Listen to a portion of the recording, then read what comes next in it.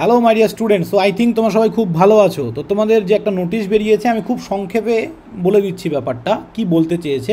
এই নোটিশটা হচ্ছে মেনলি সেকেন্ড সেমিস্টার স্টুডেন্টদের জন্য। তোমাদের 5 তারিখ যে এক্সামটা ছিল সেই এক্সামটা হবে 10 তারিখ। এই যে 5/6/2025 হ্যাজ বিন রিশিডিউল অন 10/6/2025।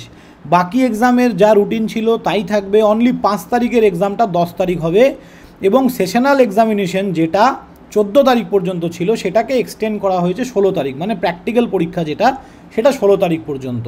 এই যে 11 তারিখ 11 এপ্রিল 2025 অ্যাকচুয়ালি তোমাদের এই নোটিশটা বেরিয়েছিল, মানে এক্সামের নোটিশটা।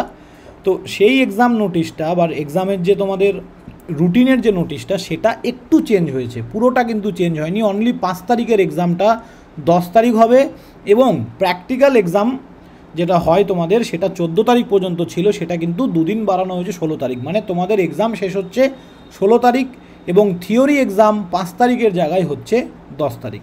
এটাই বলার ছিল। সবাই ভালো থাকবে, দেখা হবে নেক্সট কোনো ভিডিওতে। এই ভিডিও ডেসক্রিপশানে থার্ড সেমিস্টারের সমস্ত ডিপার্টমেন্টের লিঙ্ক দেওয়া আছে, যার যে ডিপার্টমেন্ট সবাই জয়েন করে যাও।